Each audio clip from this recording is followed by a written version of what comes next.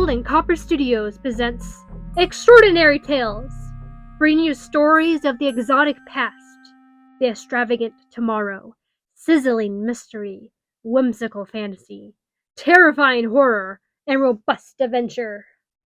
Today's episode, The Knight's Farewell by K.R. Peart. Long ago, when the world was filled with might, violence, and savagery, a chivalrous knight awoke in a field. A torn battlefield that was. Dying embers and a scorched earth from cannon fire, with ground ripped up violently from the tracks of horses and their carriages. Another marked on the world of a bloody conflict that would soon become obscure and then forgotten by time. The knight's name was Hamlin, and he had trouble remembering why he awoke from the aftermath of battle. He most definitely remembered the attack he was part of and the horde of enemies he defended against. But after that, everything goes black. Maybe he was knocked out by the butt of someone's sword. Knight Hamlin got up and saw no sign of his order. In the heat of battle, they must have not seen what happened to him and moved on to the next campaign. Walking forward, he tried to find any hints of where they have gotten. He noticed a trail in the field that led to a large forest. He followed it, and the more he traveled on it, the darker the forest got. With the sun setting low, it was getting harder to see inside the dome created by the branches and leaves. Hopelessness reached him, and he felt great pain. It became so unbearable, the knight collapsed onto the ground and started to crawl until he had no more strength. But then, he felt a light, a warm, bright light. Looking upward, he saw a cottage by a stream. It was a warm home that he saw so long ago in his memories. "I missed you so much," a sweet voice from behind him. Knight Hamlin looked behind and saw her. "My beloved?" he squeaked. He could not believe what he was looking at. It was his beloved Amelia, as beautiful as the day he had to leave her. "My bride!" he exclaimed and ran towards her. He wrapped her into his arms and felt so alive, more so than the last few months or has it been years being next to her. Feeling her and smelling her sweet hair and skin. How she got here, he did not know or care. He was so thrilled to see her. "My lady, I am so sorry for leaving. It's okay, my love. I understand. You had to." She stroked his unkempt hair, soothing him. "My knight, you fought so bravely." She took his head into her hands.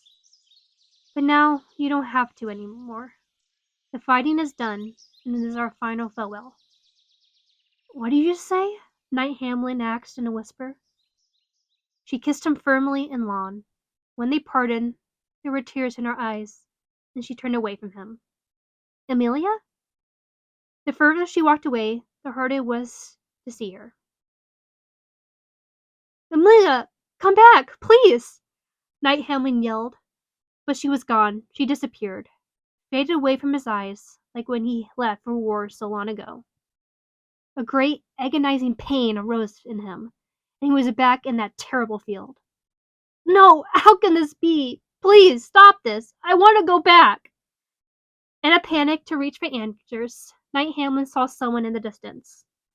A cloaked man, staring at him with sad eyes like his Amelia. "Show yourself," he yelled with angry tears forming his eyes now. "Is this nightmare your doing? To torture me? What witchcraft is this?" The stranger was closer now. He was wearing a humble robe that was wrapped with pouches and other artifacts. "Please, what is this?" asked now with tears in his eyes. The stranger finally spoke. "Knight Hamlin, you are dying." "What?" "My name is Alcacius, and I am a sorcerer. In my travels, I found your body on this land. You were badly injured, and your wounds attracted disease. I did everything I could to heal you, but..." Alcacius looked away from him in great shame and guilt. He rubbed his face with his gloved hand. "I am sorry. I did everything I could for you, but I couldn't let you die out alone." The sorcerer gestured around them. "So I thought I could have your last moments in this world filled with happy memories and farewells." Hamlin finally looked up at him. "So this was all in my head? An illusion constructed by you? Even seeing my..." "No, She was real. Looking out for a soul you were bonded with, I reached her through my astral projection. I told her what happened, and she became part of this mirage so she could say goodbye to you. The knight collapsed back onto the ground. The sickness he could feel coming back to him, the magic fading. Acacia sighed and kneeled beside him. He took off his scarf, folded it up, and laid it underneath Hamlin's head. Knight Hamlin, I'm so sorry. I don't know what else to say or do. After a few moments of silence, the knight spoke in a hoarse voice. Can you stay next to me? Acacius looked into his eyes and nodded. Of course. The pair lay there together for a while, listening to the sounds of the free birds flying and nature around them, all while staring up at the rising night sky. Finally, the knight spoke. I fought beasts, demons, and many great enemies, and yet here I am, dying from a sickness. He turned towards Acacius. I would be furious, but I am glad to die with a friend, rather by the doing of those terrible creatures I faced before. Acacius gave him a small smile. I would feel the same. They both stared up at the glowing stars again. What were these beasts and demons you slayed before? Acacius asked. Once, me and my order encountered a worm, said the fading warrior. His voice started to get more and more shaky. Nasty buggers they are, Acacius chuckled slightly. A man of the sword and a man of magic swapped stories of the journeys throughout the night, with the man of the sword getting closer and closer to death. Right when the sun was beginning to rise, Knight Hamlin spoke his final words. Acacius, I wish I have known you throughout my life, though I look forward to knowing you for eternity. Hamlin closed his eyes and let out one last breath and faded towards the great gates. Acacius put a hand on top of his head and pressed his lips against him. Rest easy, Knight Hamlin. Return to the heavenly kingdom you fought for.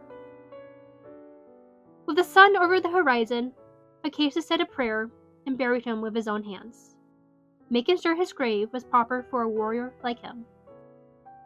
Acacius left the worn field and wandered on in his travels.